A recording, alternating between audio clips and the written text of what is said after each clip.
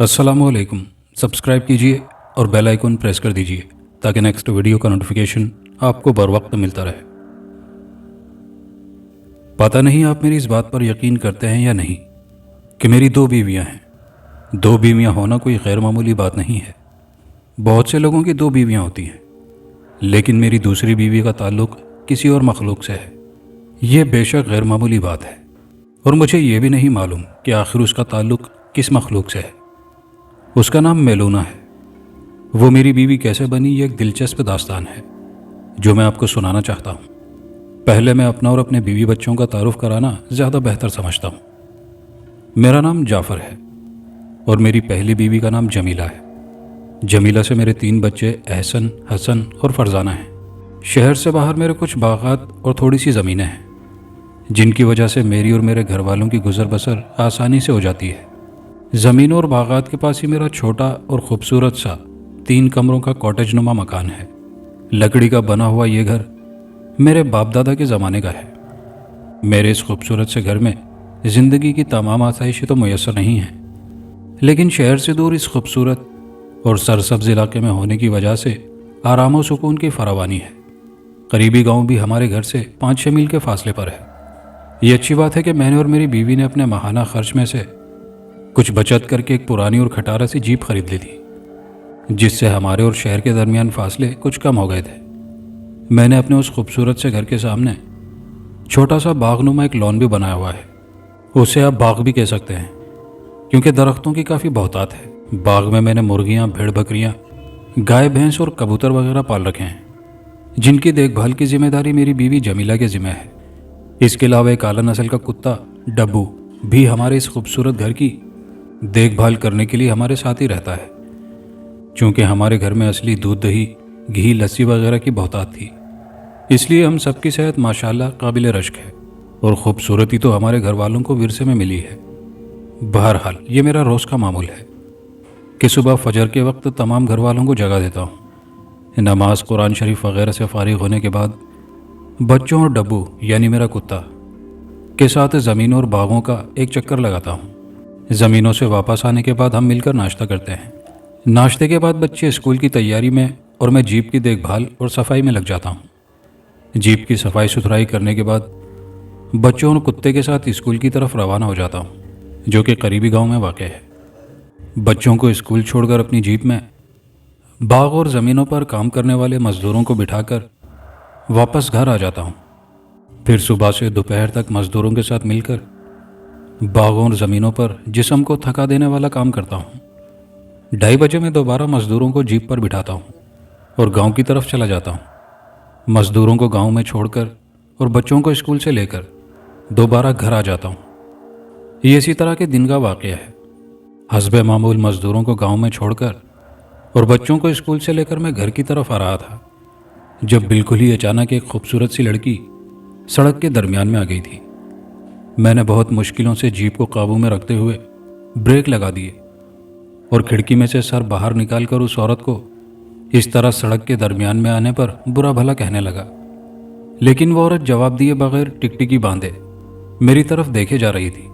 और दूसरा मसला ये कि कुत्ते ने औरत को देखते ही भौंकना शुरू कर दिया था, बल्कि उसने तो भौंक भौंक कर आसमान सर पर उठा रखा था।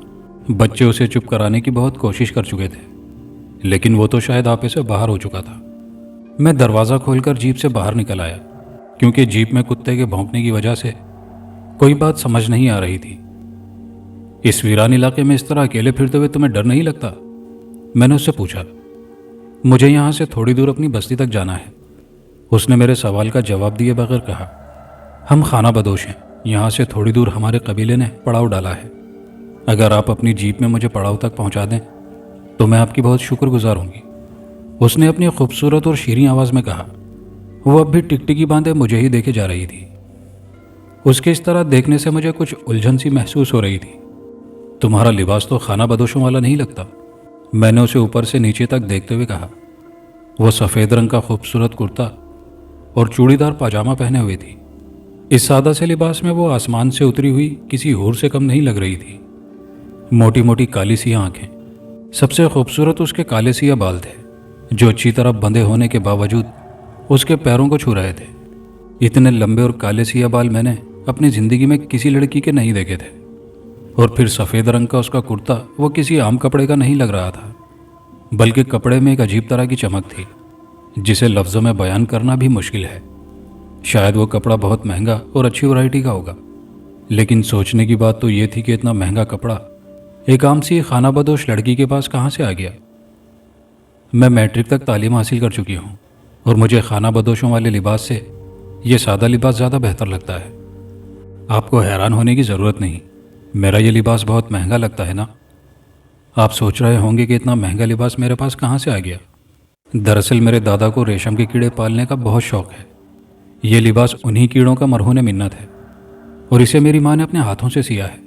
اس نے فخریہ لہجے میں مجھے بتایا۔ میری جگہ کوئی عام شخص ہوتا تو وہ اس 17-18 سال کی لڑکی کی اس کی بھولی بھالی سی صورت اور ہوش اڑا دینے والی اداؤں پر مر مٹتا، لیکن میں بچپن ہی سے جن سے مخالف سے دور بھاگتا رہا ہوں، پھر بھی اس بھولی بھالی اور معصوم سی لڑکی کو یوں اس ویرانے میں اکیلا چھوڑ دینا مناسب نہیں سمجھا، اور اسے جیپ میں فرنٹ سیٹ پر بٹھا لیا۔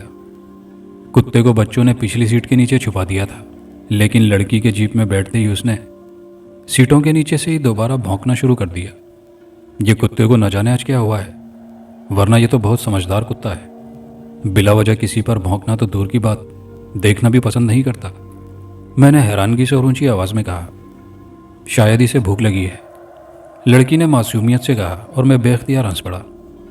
بھوک لگنے پر تو یہ بالکل بھی نہیں بھونکتا، بلکہ خاموشی سے بیٹھ جاتا ہے۔ ویسے مجھے یہ سمجھ نہیں آ رہی کہ تم اپنے پڑاؤ سے اتنی دور اکیلی کیا کرنے آئی تھی؟ میں نے اس سے پوچھا۔ ایسے ہی گھومتی پھرتی اس طرف نکل آئی تھی۔ دراصل مجھے گھومنے پھرنے کا بہت شوق ہے نا، اور مجھے ہی کیا، ہر خانہ بدوش کو یہ صفت ورثے میں ملی ہے، اس نے جواب دیا۔ تم روزانہ یوں ہی اکیلی گھومنے پھرنے اس ویرانے میں اتنی دور تک آتی ہو؟ میں نے حیرانگی سے پوچھا۔ ہاں، ہم خانہ بدوش لڑکیاں اپنی حفاظت خود ہی بہتر کر سکتی ہیں، یہ صفت بھی ہمیں ورثے میں ملی ہے، اس نے مسکراتے ہوئے جواب دیا۔ اور کیا کیا ملا ہے تمہیں ورثے میں؟ ذرا وہ بھی بتا دو۔ اس دفعہ میں نے بھی مسکراتے ہوئے پوچھا۔ بس یہیں گاڑی روک دیں، یہ ساتھ جو پہاڑ ہے نا، اس کے پیچھے ہمارے قبیلے نے پڑاؤ ڈالا ہے۔ اس نے سڑک کے ساتھ ایک بڑے اور خوفناک پہاڑ کی طرف اشارہ کرتے ہوئے کہا۔ اتنے خطرناک پہاڑ کو تم کیسے عبور کرو گی؟ اسے عبور کرنا تو کسی مرد کے بس سے بھی باہر ہے، اور تم تو نازک سی لڑکی ہو۔ میں نے جیپ روکتے ہوئے حیرانگی سے پوچھا۔ یہ صفت بھی ہمیں ورثے میں ملی ہے، اس نے ہنستے ہوئے کہا، اور جیپ سے نیچے اتر گئی، جبکہ میں حیرانگی سے اسے پہاڑ کی طرف جاتا دیکھنے لگا۔ تھوڑی دیر بعد وہ پہاڑ پر اس طرح چڑھ رہی تھی جیسے پہاڑ پر نہیں بلکہ ہموار زمین پر چل رہی ہو۔ ابو گاڑی چلائے نا، دیر ہو رہی ہے، اور ہمیں بھوک بھی لگ رہی ہے، احسن نے مجھ سے مخاطب ہوتے ہوئے کہا، اور میں نے چونکتے ہوئے ہوں کہا اور گاڑی سٹارٹ کر دی۔ اور ایک بات کہ لڑکی کے جیپ سے دور جاتے ہی کتے نے بھونکنا بھی بند کر دیا تھا اور خاموشی سے سیٹوں کے درمیان بیٹھ گیا تھا۔ پھر دن اسی طرح گزرنے لگے۔ وہ لڑکی روزانہ مجھے پہلے دن کی طرح اسی جگہ پر ملتی، اور میں اسے روزانہ اس خطرناک پہاڑ تک پہنچا کر گھر واپس آ جاتا۔ لڑکی نے اپنا نام مجھے میلونی بتایا تھا۔ میں اس کا نام سن کر بہت حیران ہوا تھا، بلکہ میں نے اس سے اس کے نام کے متعلق پوچھا بھی تھا، لیکن اس نے یہ کہہ کر بات ٹال دی تھی کہ ہمارے قبیلے میں اسی طرح کے نام ہوتے ہیں۔ میری بیوی کو بھی اس لڑکی کے متعلق معلوم ہو گیا تھا، لیکن مجھ پر اندھا اعتماد کرنے کی وجہ سے اس نے بھی مجھے کریدنے کی کوشش نہیں کی تھی۔ آج بھی وہ مجھے حسب معمول سڑک کنارے میری جیپ کا انتظار کرتی مل گئی تھی۔ کتے کو میں نے ساتھ لانا چھوڑ دیا تھا، کیونکہ وہ اس لڑکی پر کچھ حد سے زیادہ ہی بھونکنے لگا تھا، اور آج تو میں جیپ میں بالکل اکیلا ہی تھا، کیونکہ اتوار ہونے کی وجہ سے اسکول کی چھٹی تھی، اس لیے بچے گھر پر ہی تھے۔ میلونی نے جیپ میں بیٹھتے ہی بچوں کے بارے میں پوچھا۔ تمہیں معلوم نہیں ہے، اتوار کے روز اسکول بند ہوتے ہیں، میں نے جواب دیا۔ اچھا، ہمارے ہاں تو اتوار ہو یا سوموار اسکول کھلے ہی رہتے ہیں، اس نے کہا۔ یہ کیا بات ہوئی، اتوار کو تو ہر جگہ اسکول بند ہو جاتے ہیں۔ تم مریخ سے تو نہیں آئی ہو؟ میں نے پوچھا۔ مریخ کیا ہوتا ہے؟ اس نے کمال معصومیت سے پوچھا تو مجھے پکا یقین ہو گیا کہ اس نے اسکول کی صورت بھی نہیں دیکھی ہوگی، ایسے ہی روب جمانے کے لیے اپنے پڑھے لکھے ہونے کا ناٹک کر رہی ہے۔ میں نے کہا، کیوں، مجھ میں ایسی کیا خاص بات ہے کہ تم مجھ سے جھوٹ نہیں بول سکتی؟ میں نے ایسے ہی بات بڑھانے کے لیے پوچھا۔ اس لیے کہ میں آپ سے محبت کرتی ہوں، रोज़ाना इतना लंबा पैदल सफ़र करके मैं सिर्फ आपको देखने के लिए यहाँ आती हूँ। मुझे नहीं मालूम कि आप भी मुझसे मोहब्बत करते हैं या नहीं, लेकिन ये बात तो तय है कि मैं आपको देखे बगैर एक पल भी जिंदा नहीं रह सकती। उसने जज्बाती लहजे में मुझे बताया। तो आखिर बिल्ली थैले में से बाहर आ ही गई थी। शक तो मुझे पहले दिन से ही हो गया था, अब मामला समझ में भी आ गया था, मैंने सोचा। और फिर उसने मुखातिब होते हुए कहा, वो जो 3 बच्चे तुम पहले दिन से मेरे साथ देख रही हो ना, वो मैंने गोद नहीं लिए, बल्कि मेरे अपने बच्चे हैं। और उन्हें जन्म देने वाली एक अदद माँ भी मेरे घर में मौजूद है। और इसके अलावा मेरा किसी से मोहब्बत करने का कोई इरादा नहीं है, क्योंकि मैं उससे बहुत मोहब्बत करता हूँ। आइंदा अपना वक्त बर्बाद करने से बेहतर है कि किसी अच्छे काम में अपना वक्त सर्फ करो और मुझे भूल जाओ, क्योंकि ये बात नामुमकिन है। मैंने कहा, इस दुनिया में कोई भी बात नामुमकिन नहीं है, बस इंसान को धुन का पक्का होना चाहिए। अगर आप मेरा साथ दें तो मैं आपकी दूसरी बीवी बनने के लिए तैयार हूँ। उसने कहा, मैं तुमसे कह चुका हूँ ना कि मैं अपनी बीवी से बहुत मोहब्बत करता हूँ और उसके अलावा किसी दूसरी औरत के बारे में सोच भी नहीं सकता। इसलिए बेकार में बहस मत करो और अपने कबीले की तरफ लौट जाओ। वो सामने तुम्हारा पहाड़ नज़र आ रहा है। मैंने जीप को ब्रेक लगाते हुए कहा, तो फिर आप भी मेरी एक बात सुन लें। मैंने ज़िंदगी में पहली दफ़ा मोहब्बत की है। कबीले के हज़ारों लड़के मुझ पर जान देते हैं, लेकिन मैंने आपके अलावा आज तक किसी को अपनी तरफ बढ़ने नहीं दिया, क्योंकि मुझे आप जैसे मर्द की तलाश थी। और अब जबकि आप मुझे मिल चुके हैं, मैं आपको किसी कीमत पर खोना नहीं चाहती। चाहे आप मुझे मोहब्बत करें या ना करें, मुझे कोई फ़र्क नहीं पड़ता। मैं तो आपसे मोहब्बत करती हूँ ना, और मुझे अपनी मोहब्बत को हासिल करना आता है। अगर आपकी मोहब्बत में ताकत है, मेरी मुराद आपकी बीवी से है, तो वो आपको मुझसे छीन कर देख ले, फिर देखना मैं अपनी मोहब्बत के लिए क्या करती हूँ। अब मैं चलती हूँ, इंशाल्लाह जल्द मुलाकात होगी। उसने कहा और पहाड़ों की तरफ चल दी। लेकिन उसकी बातों ने वाकई मुझे परेशान कर दिया था, क्योंकि उसकी आंखों में मैंने अज़्म इस्तक़लाल की ऐसी परछाइयाँ देखी थीं जिन्होंने मुझे हिलाकर रख दिया था। कुछ देर सोचते रहने के बाद मैंने उसकी बातों को जहन से ये सोचकर झटक दिया कि लड़की पागल है, और जीप स्टार्ट करके घर की तरफ चल दिया। फिर उस दिन के बाद दोबारा वो मुझे उस सड़क पर नज़र नहीं आई। मैंने शुक्र अदा किया कि चलो जान छूटी, लेकिन वो शायद इस तरह जान छोड़ने वाली नहीं थी। तभी एक दिन वो अचानक हमारे बागनुमा लॉन में नमूदार हुई।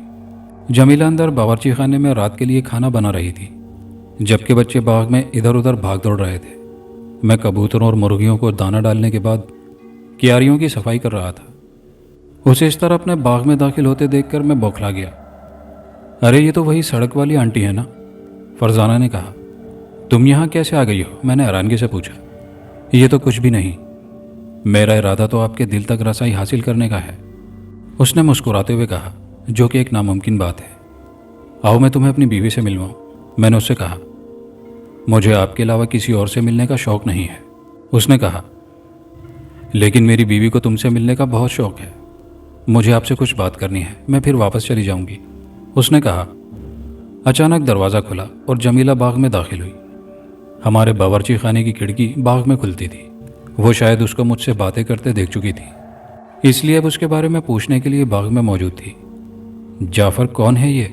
जमीला ने पूछा। आओ जमीला, इससे मिलो।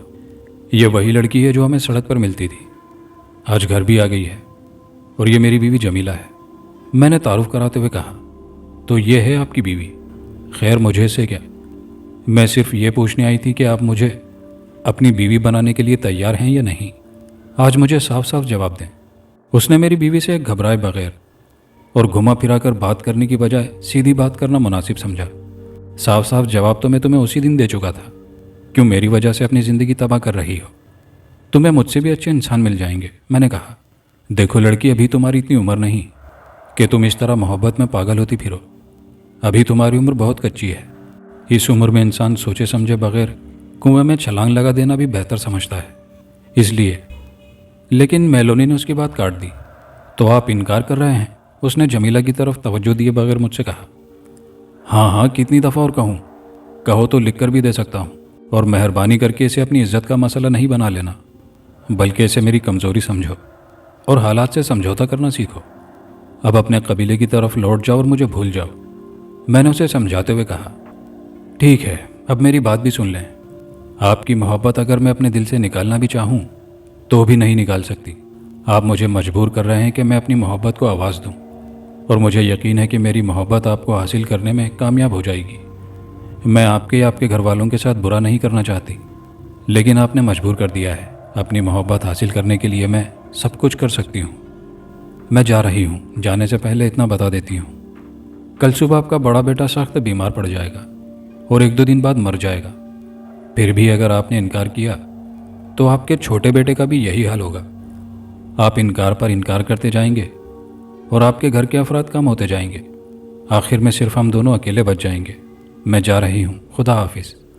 اچھی طرح میرے بارے میں سوچ لینا، اس نے کہا، اور ہماری آنکھوں کے سامنے سے اچانک غائب ہو گئی۔ جعفر، مجھے تو کوئی بدرو لگ رہی ہے یہ۔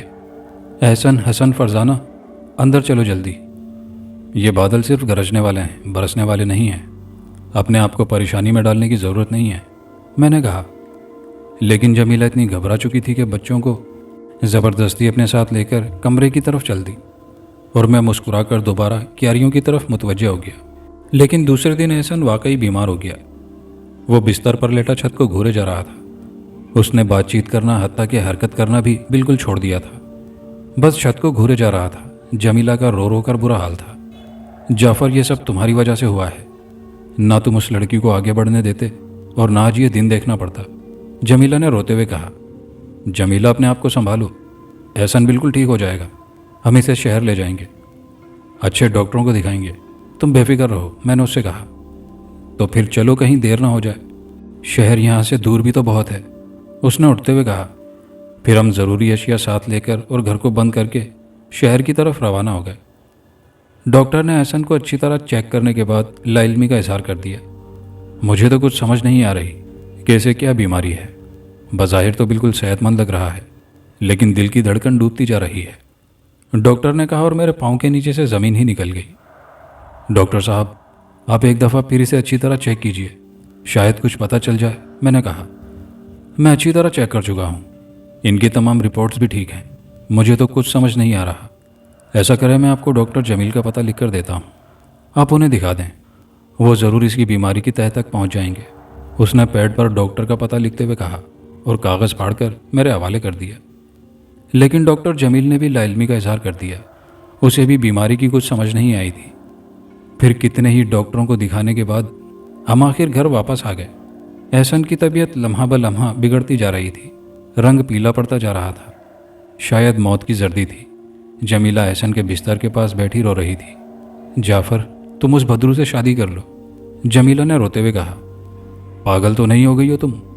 پتہ نہیں وہ چڑیل ہے یا بدرو، اس گھر میں گھس کر کہیں بچوں کو اور کوئی نقصان ہی نہ پہنچا دے۔ اور پھر کیا تم اسے سوکن کے روپ میں قبول کر لو گی؟ میں نے جھنجھلاتے ہوئے کہا۔ ہاں، میں اسے سوکن کے روپ میں قبول کرنے کے لیے بھی تیار ہوں۔ میں تو بس اپنے احسن کو ہنستے کھیلتے دیکھنا چاہتی ہوں۔ تم اس سے شادی کر لو، اللہ کے واسطے تم اس سے شادی کر لو، کہیں احسن کو کچھ ہو نہ جائے، اس نے التجا میں اس لہجے میں کہا۔ میں اسے کہاں تلاش کروں؟ مجھے تو یہ بھی نہیں معلوم کہ اس کے قبیلے نے پڑاؤ کہاں ڈالا ہے، میں نے پریشان لہجے میں کہا، اور اپنا سر پکڑ کر کرسی پر بیٹھ گیا۔ اس نے تمہیں بتایا تو تھا کہ ان کے قبیلے نے پہاڑ کے پیچھے کہیں پڑاؤ ڈالا ہے، جمیلہ نے کہا۔ اس پہاڑ پر چڑھنا تو بالکل ہی ناممکن ہے، میں نے کہا۔ آپ کو مجھے تلاش کرنے کی ضرورت نہیں ہے، میں تو ہر وقت آپ کے آس پاس موجود رہتی ہوں۔ تو آپ مجھ سے شادی کرنے کے لیے تیار ہیں؟ اب دیکھنا میں آپ کے گھر کو کیا سے کیا بنا دوں گی، آپ کو کچھ کرنے کی ضرورت نہیں ہوگی، کیونکہ اب آپ کے گھر پر دولت کی بارش ہونے والی ہے، آپ دنیا کے امیر ترین آدمی بننے والے ہیں، میلونی نے اچانک ہی کمرے میں نمودار ہوتے ہوئے کہا۔ سنو، یہ تم سے شادی کرنے کے لیے تیار ہے، بس تم احسن کو ٹھیک کر دو، میں تمہارے آگے ہاتھ جوڑتی ہوں، جمیلہ نے ہاتھ جوڑتے ہوئے التجا میں اس لہجے میں کہا۔ لیکن میلونی نے اس کی طرف توجہ دیے بغیر مجھ سے کہا، آپ کا بچہ کل صبح خود ہی صحت یاب ہو جائے گا، آپ کو فکر مند ہونے کی ضرورت نہیں ہے، آپ شادی کی تیاریاں کریں، میں کل دوبارہ آؤں گی، اس نے خوشی سے بھرپور لہجے میں کہا، اور جس طرح اچانک ہی نمودار ہوئی تھی اسی طرح اچانک غائب ہو گئی۔ اور پھر دوسرے دن احسن واقعی ٹھیک ہو گیا، یوں لگتا تھا جیسے وہ کبھی بیمار ہوا ہی نہ ہو۔ جمیلہ کی خوشی کی تو کوئی انتہا نہ تھی، وہ صبح سے احسن کو سینے سے لگائے بیٹھی تھی، کبھی اس کے سر پر ہاتھ پھیرنے لگتی اور کبھی اسے چومنے لگتی۔ پورے 12 بجے میلونی کمرے میں نمودار ہوئی تو مکمل دلہن کے روپ میں تھی، دلہن کے لباس میں وہ آسمان سے اتری ہوئی کوئی حور معلوم ہو رہی تھی۔ آپ شادی کے لیے تیار ہیں؟ اس نے پوچھا۔ اور میں نے نہ چاہتے ہوئے بھی ہاں کہہ دی، کیونکہ میں اب اپنی بیوی اور بچوں کو کسی اور پریشانی میں مبتلا نہیں کرنا چاہتا تھا۔ اس لیے میں نے اس سے شادی کرنے میں ہی بہتری سمجھی، اور پھر اسی دن ساتھ والے گاؤں کی مسجد میں ہمارا نکاح ہو گیا، اور وہ دوسری بیوی کے روپ میں میرے گھر میں داخل ہونے میں کامیاب ہو گئی تھی۔ شادی کی پہلی رات اس نے مجھے ہیرے جواہرات سے مالا مال کر دینا چاہا، لیکن میں نے صاف انکار کر دیا۔ میں اپنی چھوٹی سی دنیا میں مطمئن تھا، اور دولت وغیرہ کے چکر میں پڑ کر اپنی زندگی کو تباہ نہیں کرنا چاہتا تھا۔ پھر میں نے اپنے ہاتھ سے کما کر کھانا زیادہ بہتر سمجھا تھا۔ اس طرح مفتائی دولت کو قبول کرنا میرے بس سے باہر تھا۔ میرے انکار کرنے کے بعد اس نے بھی زیادہ زور دینا مناسب نہیں سمجھا، لیکن شادی کے دوسرے دن ہی مجھے معلوم ہو گیا کہ میرے منع کرنے کے باوجود وہ اپنی حرکتوں سے باز نہیں آئی تھی۔ اکثر ایسا ہونے لگا تھا کہ اگر اگلے دن میں نے زمینوں پر ٹریکٹر چلانا ہوتا تو اس ایک رات کے اندر اندر تمام زمینوں پر ٹریکٹر چل چکا ہوتا، اور میں حیران ہونے کی بجائے سیدھا میلونی کے پاس پہنچ جاتا۔ لیکن میرے پوچھنے پر وہ کمال معصومیت سے جواب دیتی، کیا میرا آپ کے اوپر اتنا بھی حق نہیں ہے کہ میں کبھی کبھی کام میں آپ کا ہاتھ بٹا سکوں؟ اور میں جواب دیتا کہ میں باہر کے کام اپنے ہاتھوں سے انجام دینا چاہتا ہوں، اس سے مجھے سکون حاصل ہوتا ہے۔ گھر کے اندر تم جو چاہے کرتی رہو، میں منع نہیں کروں گا۔ لیکن اس نے شاید میری بات ایک کان سے سن کر دوسرے کان سے نکال دی، کیونکہ یہ سلسلہ اب بھی چل رہا تھا۔ اب تو میں نے اسے روکنا ٹوکنا بھی چھوڑ دیا تھا، کیونکہ مجھے پتا تھا کہ وہ سب کچھ میری محبت میں کر رہی ہے۔ 3-4 دن گزرنے کے بعد میں نے محسوس کر لیا تھا کہ وہ دل کی بری نہیں تھی، بہت پیار کرنے والی لڑکی تھی، سب کا خیال رکھتی۔ احسن، حسن اور فرزانہ کے ساتھ جلد ہی وہ گھل مل گئی تھی۔ وہ تینوں بھی اسے پسند کرنے لگے تھے۔ لیکن ایک اور بات جو میں نے محسوس کی تھی وہ یہ کہ وہ جمیلہ سے زیادہ بات چیت نہیں کرتی تھی، بلکہ اس سے دور رہنے کی کوشش کرتی تھی۔ میں نے اسے حسد سمجھ کر نظر انداز کر دیا تھا۔ اس کے علاوہ جہاں تک میرا تعلق تھا، میں اس کے پاس زیادہ نہیں جاتا تھا، اور اس بات کو اس نے کبھی بھی گلہ نہیں کیا تھا، بلکہ وہ تو مجھے اور بھی ٹوٹ کر پیار کرنے لگی تھی۔ وہ ایک خوبصورت سی شام تھی۔ بچے باغ میں کھیل رہے تھے، میں کبوتروں کو دانہ پانی ڈال رہا تھا۔ جمیلہ باورچی خانے میں تھی، جبکہ میلونی سامنے کرسی پر بیٹھی مجھے دیکھ رہی تھی۔ اچانک نہ جانے میلونی کو کیا ہو گیا، اس نے اونچی آواز میں کسی سے باتیں کرنا شروع کر دی۔ میں اور بچے حیرانگی سے اسے دیکھنے لگے۔ کتا چونکہ میلونی کو گھر میں بالکل برداشت نہیں کر سکتا تھا، اس لیے میں نے اسے زمینوں پر موجود چوکیدار کے پاس بھجوا دیا تھا۔ میلونی کہہ رہی تھی، میں اب تمہارے ساتھ نہیں جا سکتی، میری شادی ہو گئی ہے۔ وہ دیکھو سامنے میرا شوہر موجود ہے، تم یہاں سے چلے جاؤ، میں کسی صورت تمہارے ساتھ واپس نہیں جا سکتی، اس نے کہا، اور خاموش ہو کر سامنے دیکھنے لگی۔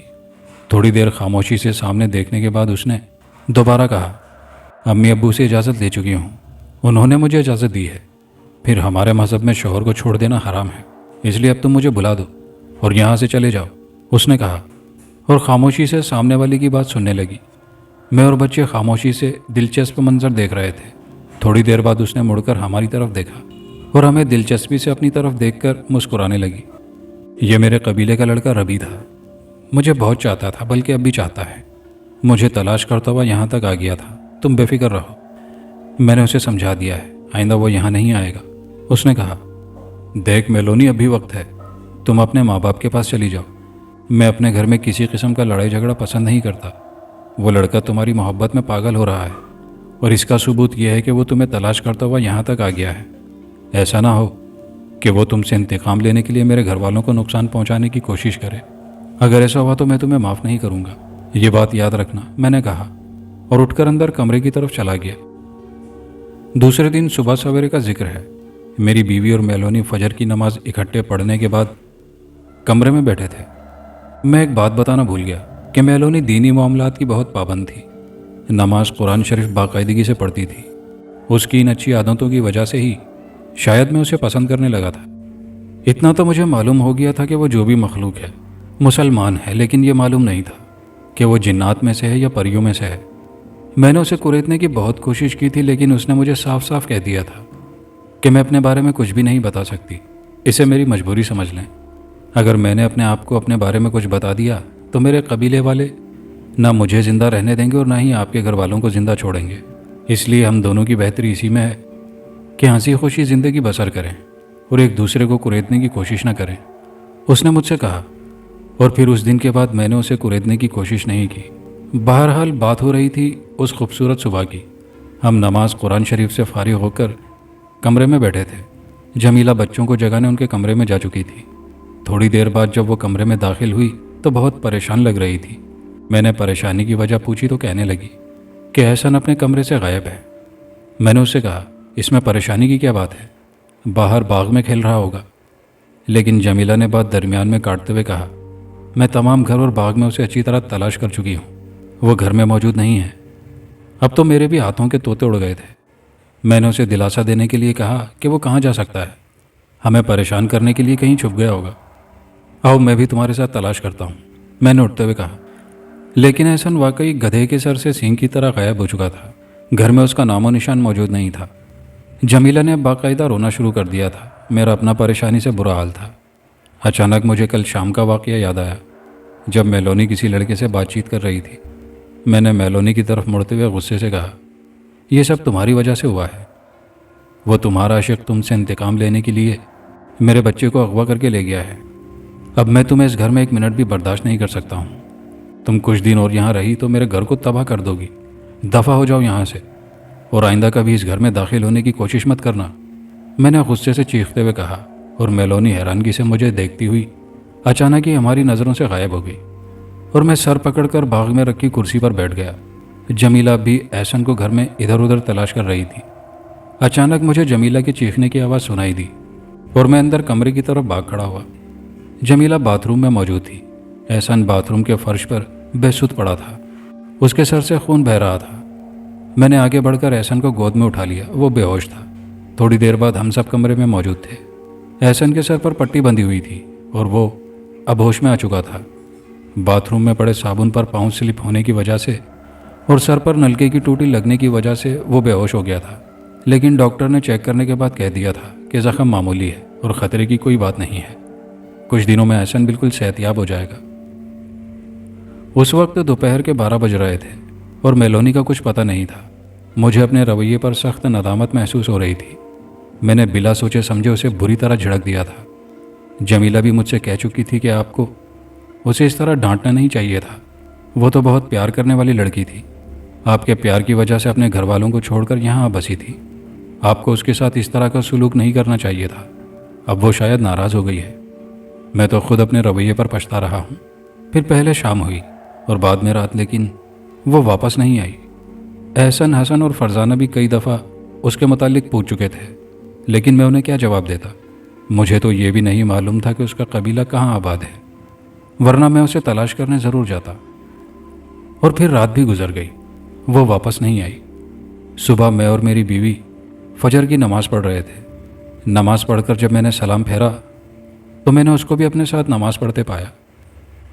तुम कहाँ चली गई थी? मुझे बहुत अफसोस है कि मैंने तुम्हें बिला सोचे समझे डांट दिया था। माफ़ कर दो मुझे ऐसा नहीं करना चाहिए था, मैंने खुशी से भरपूर लहजे में कहा। लेकिन उसने कोई जवाब नहीं दिया। तुम मुझसे नाराज़ हो ना? मैंने पूछा। नहीं तो मैं भला आपसे क्यों नाराज़ होने लगी? मैं आपकी बीवी हूँ, आपको हक हासिल है मुझे डांटने का, उसने सर हिलाते हुए कहा। लगता है तुम कुछ ज़्यादा ही नाराज़ हो। चलो मुझे माफ़ कर दो, आइंदा सोचे समझे बगैर कभी कोई कदम नहीं उठाऊंगा। मैंने कहा ना, मैं आपसे बिल्कुल भी नाराज़ नहीं हूँ। आप तो मेरे सर के ताज हैं।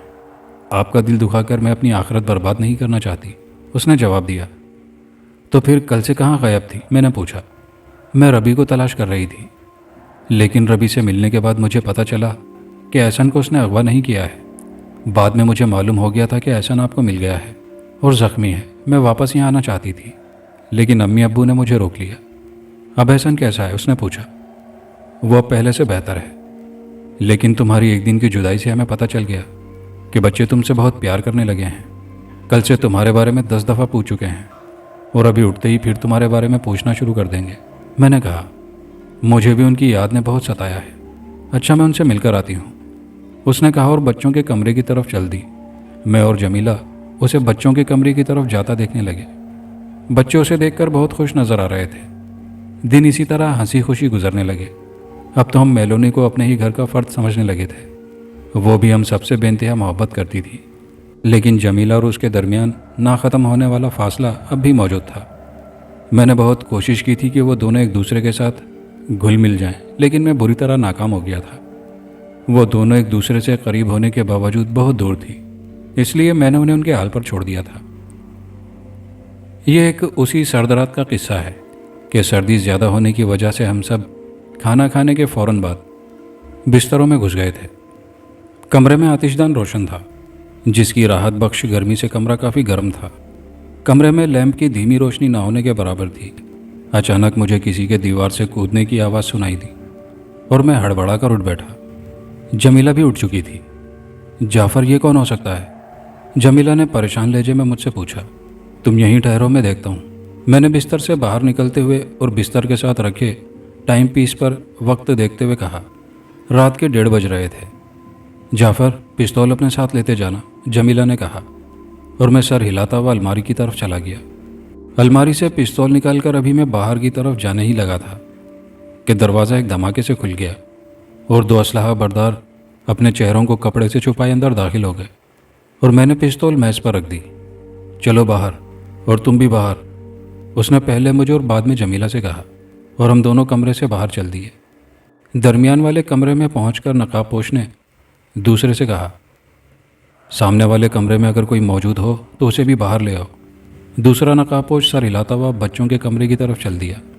میلونی بچوں کے ساتھ سوتی تھی، اس لیے تھوڑی دیر بعد وہ تینوں بچوں کے ساتھ ہمارے سامنے موجود تھی اور سوالیہ نظروں سے میری طرف دیکھ رہی تھی، لیکن میں اسے کیا بتاتا، اس لیے خاموشی رہا۔ میں نے کور کرتا ہوں، تم سب کمروں کو اچھی طرح چیک کرو اور گھر میں جو زیور یا نقدی ملے یہاں لے آؤ، پہلے نقاب پوش نے دوسرے سے کہا، اور دوسرا نقاب پوش سر ہلاتا ہوا کمروں کی طرف چل دیا۔ یہ کون لوگ ہیں؟ اس کے کمرے سے باہر نکلتے ہی میلونی نے پوچھا۔ ڈاکو یا چور ہیں، تم فکر نہ کرو، اپنا کام کر کے خود ہی چلے جائیں گے، میں نے طنزیہ لہجے میں کہا، اور میلونی غور سے کمرے میں کھڑے نقاب پوش کو دیکھنے لگی۔ تھوڑی دیر بعد اندر کمروں میں موجود نقاب پوش باہر نکل آیا۔ اس کے ہاتھ میں جمیلہ کے شادی کے زیورات کے ڈبے اور گھر میں موجود نقدی تھی۔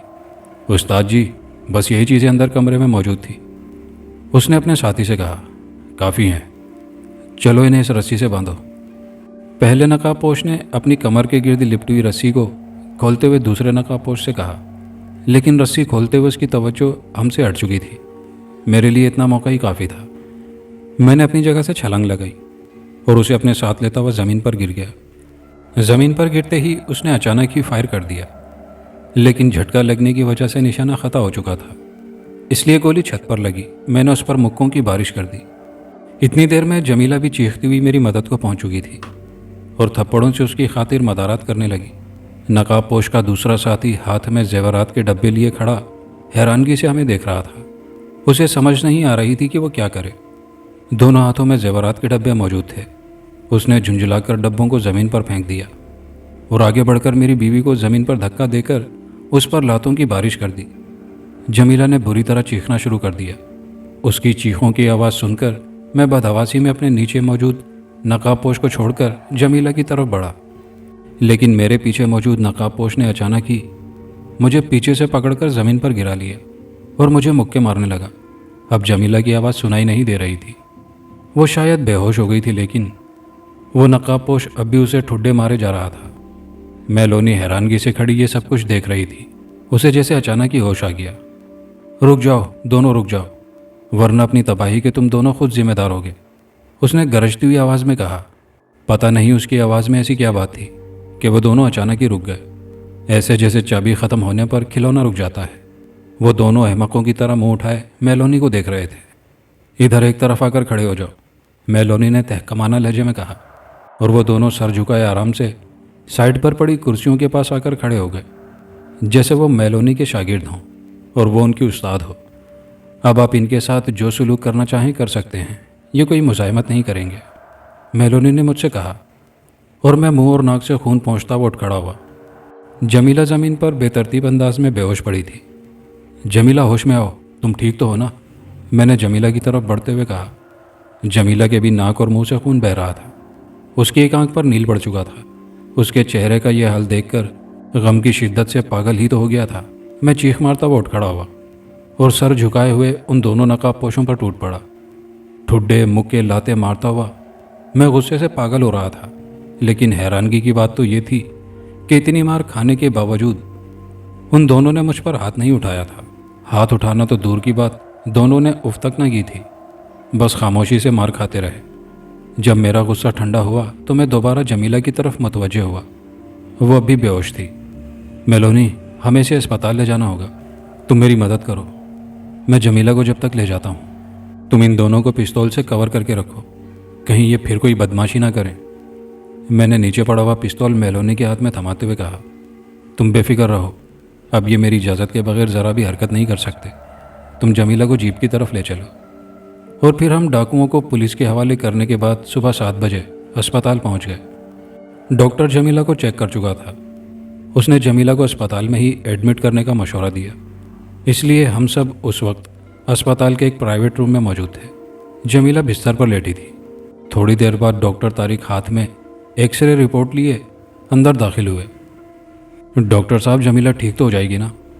میں نے بےتابی سے ڈاکٹر طارق سے پوچھا۔ آپ مسٹر جعفر ہیں، ان کے شوہر؟ اس نے میری بات کا جواب دینے کی بجائے الٹا سوال کر دیا، اور میں نے صرف سر ہلا دینا ہی بہتر سمجھا۔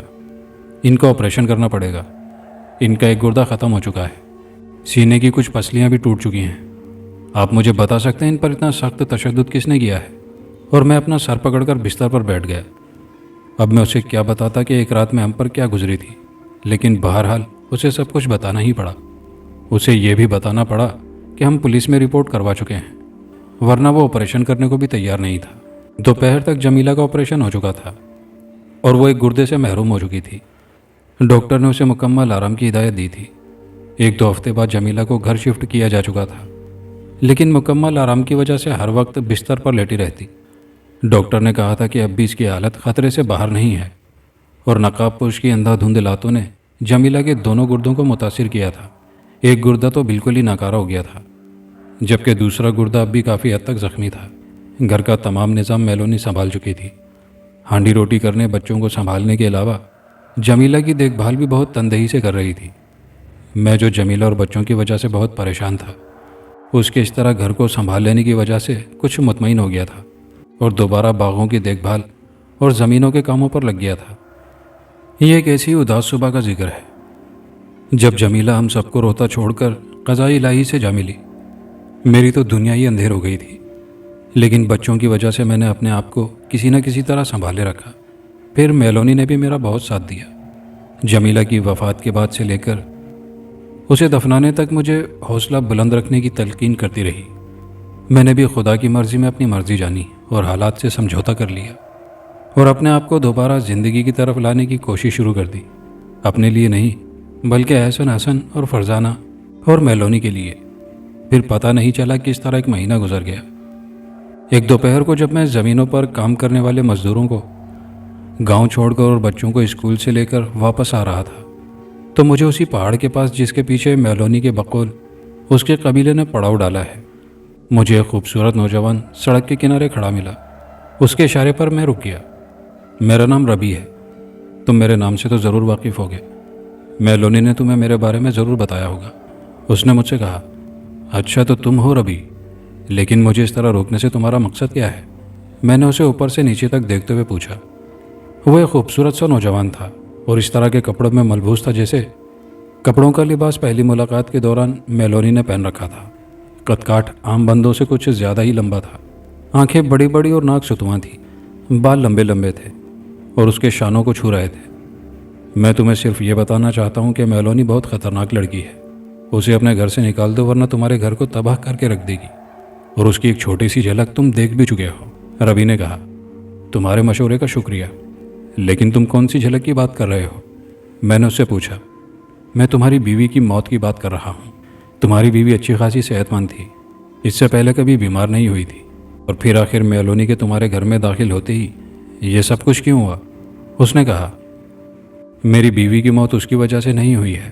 میں نے کہا، وہ ڈاکو میلونی کے ساتھی تھے، انہیں اسی نے تمہارے گھر بھیجا تھا۔ اس کا ثبوت یہ ہے کہ جب وہ ڈاکو تمہاری بیوی کو پیٹ رہا تھا تو وہ انہیں روکنے کی بجائے آرام سے کھڑی انہیں دیکھتی کیوں جا رہی تھی؟ اس نے فوراً ہی اسے روکنے کی کوشش کیوں نہیں کی، حالانکہ وہ اپنی طاقت کی بدولت انہیں شروع ہی میں روک سکتی تھی، جیسا کہ اس نے بعد میں کیا تھا۔ اگر وہ شروع میں انہیں روک لیتی تو آج تمہاری بیوی زندہ ہوتی۔ ربی نے کہا، آخر اس کو ایسا کرنے کی ضرورت کیا تھی؟ اس کے ایسا کرنے سے آخر کیا فائدہ ہو سکتا ہے؟ میں نے پریشان لہجے میں پوچھا، کیونکہ واقعی وہ عجیب و غریب طاقت کی مالک ہونے کے باوجود اس دن کافی دیر تک جمیلہ کو پٹتے دیکھتی رہی تھی اور اس نے جمیلہ کو بچانے کی کوشش نہیں کی تھی۔ دراصل تم پہلے جمیلہ سے اور دوسرے نمبر پر میلونی سے محبت کرتے تھے، اور وہ یہ چاہتی تھی کہ تم صرف اور صرف اس سے محبت کرو۔ کوئی بھی عورت اپنی محبت کو تقسیم ہوتا نہیں دیکھ سکتی، بلکہ پوری کی پوری محبت کی حقدار بننے کی کوشش کرتی ہے، جیسے اس نے کیا۔ اور اب تمہاری تمام محبت کی مالک وہ اکیلی ہے، ربی نے کہا، اور میں سوچ میں پڑ گیا۔ واقعی وہ شروع سے ہی جمیلہ سے دور دور رہنے کی کوشش کرتی تھی، کبھی بھی اس نے جمیلہ سے صحیح منہ بات کرنے کی کوشش نہ کی تھی، اور میرے خیال میں جمیلہ کی تیمارداری کرنا بھی صرف ڈرامہ تھا تاکہ مجھے شک نہ ہو۔ لیکن یہ سب مجھے بتانے سے تمہارا کیا مقصد ہے؟ میں نے پوچھا۔ میں اس سے محبت کرتا تھا اور کرتا ہوں۔ میں تمہیں یہ بات سمجھانا چاہتا ہوں کہ وہ تمہارے قابل نہیں ہے، اور تم اس کے قابل نہیں ہو کیونکہ تم انسان ہو اور وہ ایک غیر مخلوق ہے۔ تمہارا تمام زندگی اس کے ساتھ گزارنا ناممکن ہے، کیونکہ وہ اتنی بڑی طاقتوں کی مالک ہے کہ ان طاقتوں کی بدولت وہ تمہیں انگلیوں پر نچا سکتی ہے۔ اس لیے میری مانتے ہو تو اسے اپنے نکاح سے آزاد کر دو، اسی میں تمہاری بہتری ہے، اس نے مجھے سمجھاتے ہوئے کہا۔ اور میں سوچنے لگا، کہتا تو یہ ٹھیک ہی ہے، وہ واقعی بہت عجیب و غریب طاقتوں کی مالک ہے۔ زمینوں پر راتوں رات ٹریکٹر چلانا، ان لوگوں کو اپنی آنکھوں کے ذریعے قابو کر لینا، اچانک غائب ہو جانا اور اچانک نمودار ہو جانا، یہ سب کچھ واقعی بہت عجیب و غریب تھا۔ وہ واقعی ان طاقتوں کی بدولت مجھے اپنی انگلیوں پر نچا سکتی تھی، بلکہ کچھ بھی کر سکتی تھی۔ آپ کیا سوچ رہے ہیں؟ جتنی جلدی ممکن ہو اسے گھر سے نکال دیں، یہی آپ کے لیے بہتر ہے۔ ویسے میری دعائیں آپ کے ساتھ ہیں، خدا حافظ، اس نے کہا اور غائب ہو گیا۔ پھر رات کو کھانے کے بعد جب بچے سونے کے لیے اپنے کمروں میں جا چکے تھے، میں اور میلونی اکیلے کمرے میں موجود تھے، تو میں نے اس سے پوچھ ہی لیا، میلونی جب سے تم ہمارے گھر رہ رہی ہو، ایک بات میں نے شدت سے محسوس کی تھی کہ تم جمیلہ سے زیادہ تعلق رکھنا نہیں چاہتی تھی، بلکہ اس سے زیادہ بات چیت بھی نہیں کرنا چاہتی تھی۔ اس کی کیا وجہ تھی؟ میں نے اس سے پوچھا۔ کیونکہ وہ تمہارے بچوں کی ماں تھی اور میرے مقابلے میں اس کی حیثیت تمہارے دل میں زیادہ تھی۔ اس کے علاوہ میں نے یہ بھی محسوس کیا تھا کہ تم مجھ سے زیادہ محبت اور مجھ سے کم محبت کرتے تھے۔ یہ مجھے اچھا نہیں لگتا تھا، مجھے ایسا لگتا تھا جیسے یہ سب کچھ جمیلہ کی وجہ سے ہے، اس لیے میں اس سے انتقاماً کم بات چیت کرتی تھی۔ لیکن اب مجھے عقل آ گئی ہے، میں غلطی پر تھی، میری سوچ بالکل غلط تھی، لیکن اب کیا ہو سکتا ہے؟ جو ہونا تھا وہ تو ہو گیا نا، اس نے جواب دیا۔ اگر تم اس دن جمیلہ کو نقاب پوشوں سے پیٹنے سے کچھ دیر پہلے بچا لیتی تو آج شاید جمیلہ ہمارے درمیان موجود ہوتی، لیکن تم تو اس سے انتقام لینا چاہتی تھی۔ تم تو چاہتی یہی تھی کہ جمیلہ میرے اور تمہارے درمیان سے ہٹ جائے، پھر بھلا تم اسے کیوں بچاتی؟ میں نے کہا۔ میں پوچھ سکتی ہوں کہ آخر تم آج ایسی باتیں کیوں کر رہے ہو؟ اس نے کہا۔ اس لیے کہ مجھے معلوم ہو چکا ہے کہ وہ ڈاکو تمہارے ساتھی تھے، اور دراصل تم جمیلہ کو اپنے راستے سے ہٹانا چاہتی تھی، اس لیے تم نے یہ ہتھکنڈے استعمال کیے۔ تمہیں معلوم تھا کہ جمیلہ میرے بچوں کی ماں ہے، اور اسے اس گھر میں تمہارے مقابلے میں زیادہ حیثیت کا اختیار حاصل تھا، اس لیے تم نے اپنی حیثیت میں اضافہ کرنے کے لیے اسے راستے سے ہٹا دیا۔ کیوں؟ میں ٹھیک کہہ رہا ہوں نا؟ میں نے غصے سے کھولتے ہوئے کہا۔ میں سوچ بھی نہیں سکتی تھی کہ تم میرے بارے میں ایسا بھی سوچ سکتے ہو۔ یہ ٹھیک ہے کہ میں جمیلہ سے حسد کرتی تھی، لیکن اسے مار دینا یہ میرے بس سے باہر تھا۔ میں تو کبھی ایسا سوچ بھی نہیں سکتی تھی، لیکن مجھے تمہاری سوچ پر بہت افسوس ہوا۔ آخر تم نے میرے بارے میں ایسا سوچا ہی کیوں؟ اس نے افسوس بھرے لہجے میں کہا۔ میں نے اس لیے سوچا کہ یہ حقیقت ہے کہ تم ایک خوبصورت چڑیل ہو، میری بیوی کو تم نے مارا ہے۔ جب سے تم اس گھر میں داخل ہوئی ہو ہمارے گھر کی خوشیوں کو نظر لگ گئی ہے۔ خدا کے واسطے اس گھر سے چلی جاؤ، مجھ پر اور میرے بچوں پر رحم کرو، چلی جاؤ یہاں سے، میں نے غصے سے چیختے ہوئے کہا، اور وہ تھوڑی دیر آنسو بھری آنکھوں سے مجھے دیکھتی رہی، پھر اچانک ہی غائب ہو گئی، اور میں نے اٹھ کر لیمپ بند کر کے کمرے میں اندھیرا کر دیا۔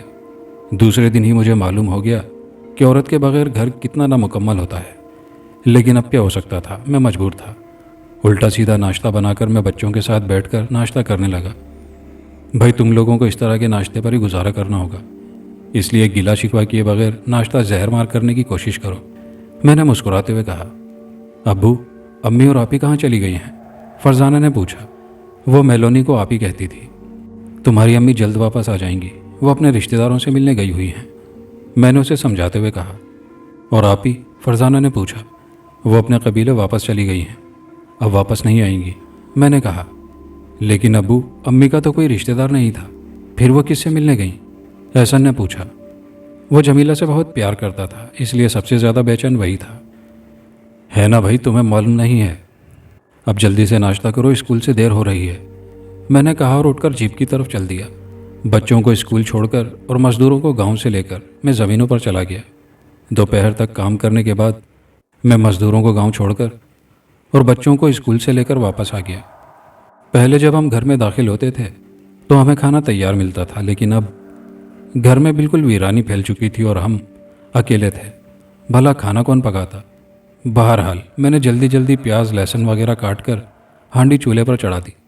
بچے کپڑے بدل کر اور منہ دھو کر کھانے کے انتظار میں میرے سامنے ہی بیٹھے تھے۔ ابو، امی جلدی واپس آ جائیں گی نا؟ احسن نے مجھ سے پوچھا۔ ہاں، میں نے ہانڈی میں چمچ چلاتے ہوئے کہا۔ ابو، آپ ہی کیوں اپنے قبیلے واپس چلی گئی ہیں؟ فرزانہ نے پوچھا۔ پتہ نہیں، میں نے جھنجھلاتے ہوئے لہجے میں کہا اور ہانڈی چھوڑ کر روٹی توے پر چڑھا دی اور خود جمیلہ کے بارے میں سوچنے لگا۔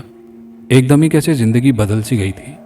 کبھی جب ہم گھر میں داخل ہوتے تھے تو ہمیں کھانا تیار ملتا تھا، جمیلہ ہمارے استقبال کے لیے موجود ہوتی تھی، اور اب اچانک مجھے ہانڈی کے جلنے کی بو کی وجہ سے اپنے خیالات کی دنیا سے واپس آنا پڑا۔ ہانڈی لگ چکی تھی۔ میں نے جلدی سے ہانڈی میں تھوڑا سا پانی ڈال کر چمچ ہلانا شروع کر دیا، لیکن دوسری غلطی مجھ سے یہ ہوئی کہ میں توے پر روٹی ڈال کر اسے اٹھانا بھول گیا تھا۔ روٹی بھی توے پر جل کر راکھ ہو چکی تھی۔ کیا مصیبت ہے، مجھ سے یہ کھانا وغیرہ نہیں بنتا۔ کل سے گاؤں کے ہوٹل سے کھانا لے آیا کروں گا، آج تو ان پھلوں پر ہی گزارا کر لو۔ میں نے کرسی پر بیٹھتے ہوئے پھلوں کا ٹوکرا بچوں کے سامنے رکھتے ہوئے کہا۔ ابو، آپ آپی کو واپس لے آئیں، فرزانہ نے کہا۔ آپی کو نہیں، آپ بس امی کو واپس لے آئیں، وہ ہمیں بہت یاد آتی ہیں، احسن نے کہا۔ چپ کر کے کھانا کھاؤ، خبردار، اب اگر کسی نے آپی یا امی کی بات کی، پریشان کر کے رکھ دیا ہے تم نے، میں نے غصے سے کہا اور اٹھ کر اندر کمرے کی طرف چل دیا۔ جب میں کمرے میں داخل ہوا تو سامنے میلونی موجود تھی۔ مجھے کمرے میں دیکھ کر حیران ہو رہے ہوگے نا؟ اس میں حیران ہونے والی کوئی بات نہیں ہونی چاہیے، کیونکہ میں تو تمہارے بغیر ایک پل بھی زندہ نہیں رہ سکتی، اسی لیے دوبارہ یہاں موجود ہوں، اس نے مسکراتے ہوئے کہا۔ اگر تم میرے بغیر ایک پل بھی زندہ نہیں رہ سکتی ہو تو پھر یہاں سے گئی ہی کیوں تھی؟ میں نے پوچھا۔ اس لیے کہ مجھے شک پڑ گیا تھا کہ ربی نے میرے خلاف آپ کے کان بھرے ہیں، میں اس کی خبر لینے گئی تھی۔ اب آئندہ وہ کبھی بھی آپ کے اور میرے درمیان میں نہیں آئے گا۔ ربی، سامنے آؤ اور تمام کہانی سچ سچ بیان کرو، اس نے کہا، اور تھوڑی دیر کے بعد ربی ہمارے سامنے موجود تھا۔ بتاؤ، وہ ڈاکو تمہارے ساتھی تھے اور تم نے ایسا صرف مجھے بدنام کرنے کے لیے کیا تھا؟ میلونی نے کہا۔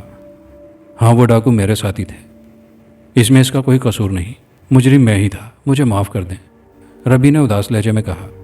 چلو اب تم واپس جاؤ، میلونی نے میرے تیور بدلتے دیکھ کر کہا، اور ربی غائب ہو گیا۔ تم نے اسے جانے کیوں دیا؟ وہ جمیلہ کا قاتل ہے، میں اسے ایسے نہیں چھوڑ سکتا، اسے واپس بلاؤ، میں نے غصے سے کہا۔ دراصل اس معاملے میں اس کا قصور بھی کچھ زیادہ نہیں ہے، اس کا ارادہ جمیلہ کو ختم کرنے کا نہیں تھا، بلکہ اس کا مقصد تو صرف تمہیں مجھ سے بدظن کرنا تھا۔ اگر کسی کا قصور تھا تو وہ اس ڈاکو کا تھا، جس نے غصے میں آ کر اندھا دھند تمہاری بیوی پر لاتوں اور ٹھڈوں کی بارش کر دی تھی، اور اسے اس کی سزا مل چکی ہے۔ اور جہاں تک میرا خیال ہے تو قصور کسی کا بھی نہیں تھا، بس جمیلہ کا وقت پورا ہو گیا تھا، ہم سب مل کر بھی اسے بچانا چاہتے تو نہ بچا سکتے، اس نے کہا۔ ٹھیک ہے، اب جو ہونا تھا وہ تو ہو ہی چکا، سانپ تو گزر گیا، اب لکیر پیٹنے سے کیا فائدہ؟ میں نے دوسری دفعہ غصے میں نہ جانے تم سے کیا کیا کہہ دیا، اب تو دوبارہ معافی مانگتے ہوئے بھی مجھے شرم آ رہی ہے، میں نے تھکے ہوئے لہجے میں کہا۔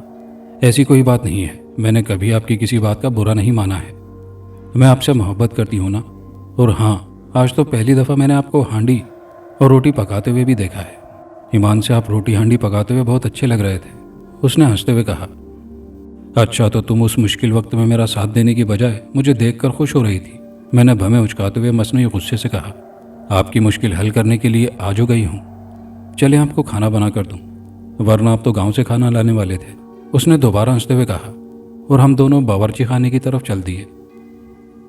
بظاہر یہاں یہ کہانی ختم ہو جاتی ہے، لیکن میں یعنی میلونی آپ کو کچھ بتانا چاہتی ہوں۔ بات دراصل یہ ہے کہ اس تمام قصے کے دوران بیچارہ بھولا بھالا ربی بالکل بے قصور اور معصوم تھا، اور اگر دیکھا جائے تو قصوروار میں تھی، کیونکہ وہ ڈاکو میرے بندے تھے جنہیں میں نے اپنی آنکھوں کے ذریعے اپنا تابع کر لیا تھا۔ انہوں نے جو کچھ کیا تھا میری مرضی سے کیا تھا، اور میری مرضی ہی کی وجہ سے وہ اب پھانسی چڑھ چکے تھے۔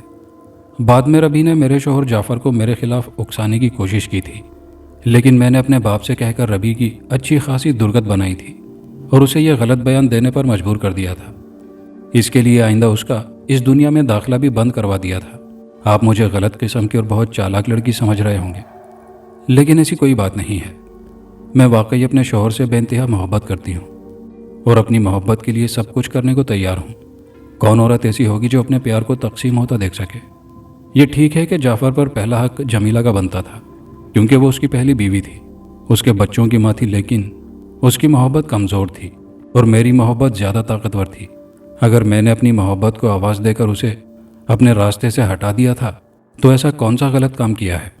ویسے آپ کی دنیا میں آ کر مجھے ایک محاورے کے بارے میں بھی علم ہوا ہے کہ محبت اور جنگ میں سب کچھ جائز ہے، تو پھر میرا اپنی محبت حاصل کرنے کے لیے جمیلہ کو راستے سے ہٹا دینا بھی جائز ہے۔